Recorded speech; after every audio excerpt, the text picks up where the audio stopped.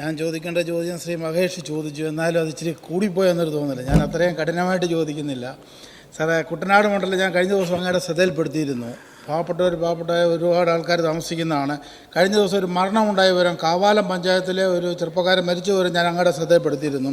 ജപ്തി നോട്ടീസ് കൊണ്ട് പതിച്ച് ഒരു വല്ലാത്ത അവസ്ഥയിലേക്ക് വന്നു. ഇതിനൊരു പരിഹാരം കണ്ട്, കാരണം കുട്ടനാടിന് ഒരു പ്രത്യേക പരിഗണന തരാൻ സാധിക്കുമോ എന്നുള്ളതാണ് എൻ്റെ ചോദ്യം. Yes minister. യെസ്, അതിന് പ്രത്യേക ബാക്കി നേരത്തെ പ്രഖ്യാപിച്ചിട്ടുണ്ട്. കഴിയാവുന്നത്ര രൂപത്തിലുള്ള ആശ്വാസ നടപടിയുമായി നമുക്ക് മുന്നോട്ട് പോകാം. ബഹുമാനപ്പെട്ട CM.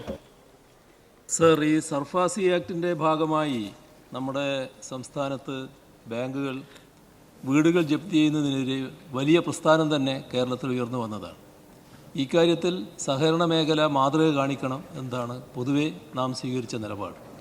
അതിൻ്റെ ഭാഗമായി ചെയ്യാൻ പറ്റുന്ന കാര്യം, വീട് ജാമ്യമായിട്ടുണ്ടെങ്കിൽ ആ വീട് ജപ്തി ചെയ്യുന്ന നില സാധാരണഗതിയിൽ സ്വീകരിക്കാൻ പാടില്ല.